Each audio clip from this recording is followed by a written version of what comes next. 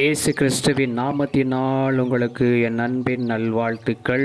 இந்த நாளில் இந்த வேளையில் கூட இந்த மாதத்தில் நம்ம பார்த்து கொண்டிருப்பது ஆசீர்வாதத்தில் எழும்பி பிரகாசிப்போம். நம்ம ஆசீர்வாதத்தில் எழும்பி பிரகாசிக்க கர்த்தர் நம்மளை ஆசீர்வதித்து கொண்டே இருக்கிறார். நம்மை பார்த்து அனுதினமும் இந்த வருஷத்தில் நிச்சயமாக நம்மளை ஆசீர்வதிப்பார். இந்த மாதத்தில் நீங்கள் எதிர்பார்த்திருக்கிற காரியத்தை கர்த்தர் அற்புதமாய் நடத்துவார்.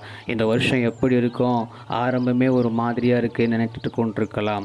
கர்த்தர் நம்மளை சொன்னதை அவர் நிறைவேற்ற வல்லவராக இருக்கிறார். அப்படியே அந்த நாளில் பார்க்கும்போது ஆகாய் 2ஆம் அதிகாரம் 19வது வசனத்தின் கடைசி பகுதியில் பார்க்கும் பொழுது, நான் இன்று முதல் உங்களை ஆசீர்வதிப்பேன் என்று கர்த்தர் சொல்வதை பார்க்க முடிகிறது. இன்று முதல் நீங்கள் என்ன செய்கிறீங்களோ அதிலிருந்து கர்த்தர் நம்மளை ஆசீர்வதிப்பார். உங்கள் வேலையில், படிப்பில், நீங்கள் செய்கிற வியாபார ஸ்தலத்தில், நீங்கள் செய்கிற விவசாயத்தில் கர்த்தர் நம்மளை நிச்சயமாய் ஆசீர்வதித்து அப்படியே நடத்த போகிறார். இன்று முதல் நான் உங்களை ஆசீர்வதிப்பேன் சொல்லி வாக்கு கொடுத்திருக்கிறார்.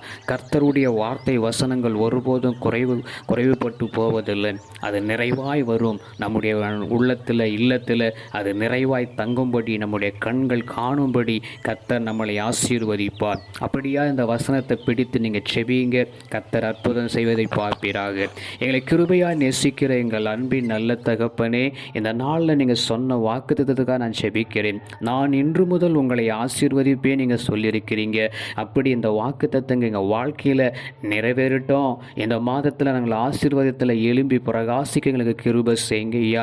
எழும்பி பிரகாசி, உன் ஒளி வந்ததுன்ற மாதிரி நாங்கள் எழும்பி பிரகாசிக்க ஆசீர்வாதம் வருவதனால உமக்கு ஸ்தோத்திரம். உம்முடைய கரங்களால் வரட்டும். நீங்களே பொறுப்பெடும். ஆமேன்.